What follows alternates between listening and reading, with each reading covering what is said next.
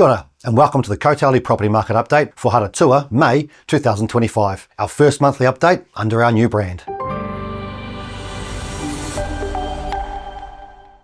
Aotearoa property values continue to increase in April at a relatively modest rate of 0.3%.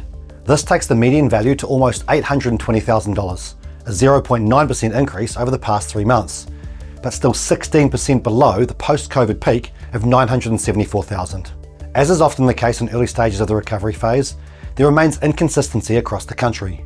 This is highlighted by quarterly growth of 2.1% in both Kirikiriroa Hamilton and Ōtautahi Christchurch, balanced with minor declines in Tauranga, down 0.4% over the past 3 months, and Ōtepoti Dunedin edging 0.1% lower since the end of January. Meanwhile, property values in Tahuna, Queenstown Lakes region, have shown some recent vulnerability, falling 1.5% over the last 3 months. Though it should be noted a more long-term resilience to the downturn sees values still 1.3% higher than the same time last year. Other notable results from across the main urban areas include 2.1% growth in Ahuriri Napier values over the last 3 months, followed by Kapiti Coast and Whangarei values increasing by 1.7% over the same period. In Whakaatu Nelson, values are down 1.1% since the end of January, while Here Taonga, Hastings, Te Papa Ioia, Palmerston North, and Te Awa Kairangi ki Uta, Upper Hutt, all saw values decline by 0.5%. This variability will likely continue for a while, month to month and region to region, as localised fundamentals vary in their scale and impact. Supply in the form of total listings on the market and demand stemming from the confidence in local labour markets, as well as affordability calculations, are shaping up differently around the country, and this will affect short to medium term market trends. The flow of new listings in April was affected by the back-to-back long weekends of Easter and Anzac holidays, with 14% fewer properties taken to market than April last year. When combined with sales transactions continuing to tick along, this has led to total volume of listings sitting 1% below the same time in 2024. But while the year-on-year comparison is comparable, supply remains high in a more historic context, and the power very firmly remains with buyers, though it should be noted there are regional differences.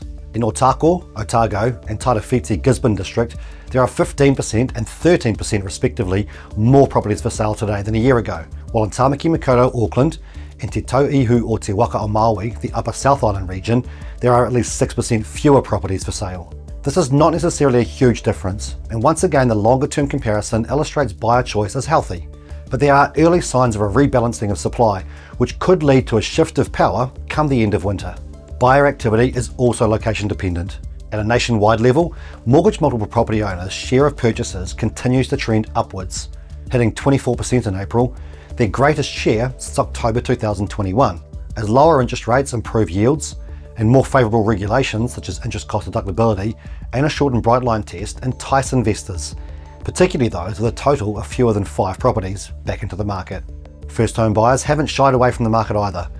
They secured 26.7% of property sales in April, a notable bounce back after their market share had dipped earlier this year. Looking regionally, however, there are some distinct patterns.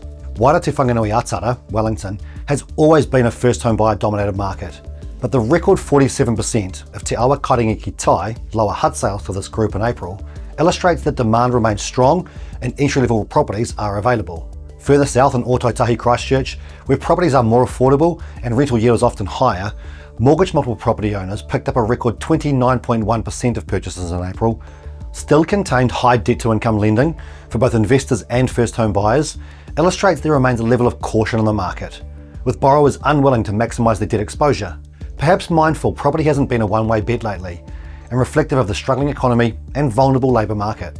Speaking of, there was a pleasant surprise in the release of the labour market figures for Q1, with the unemployment rate staying stable at 5.1%.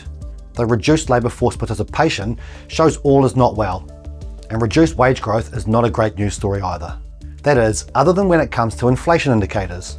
And while we saw an out-of-cycle revision to annual CPI inflation for Q1 from 2.5% to 2.6%, it isn't expected to halt the Reserve Bank's likely decision to cut the official cash rate a further 25 basis points to 3.25% at the end of May. The forward guidance on the OCR will be of real interest when they publish the full monetary policy statement, but with the disruption and uncertainty over tariffs appearing to soften, perhaps the changes won't be as great as expected a month or so ago. The global trade situation is an ever-changing landscape, and global economic growth is still likely to suffer, which should see the terminal or neutral OCR forecast drop below 3%. As we've seen lately though, things can change quickly, so make sure you stay on top of all our reports and releases by following us on the Cotality NZ social channels and subscribe to the New Zealand Property Market Podcast on all good podcast players. While the brand may have now changed from CoreLogic to Cotality, we continue to publish New Zealand's leading housing market insights and metrics. For now, these are still available on the news and research pages of the CoreLogic NZ website.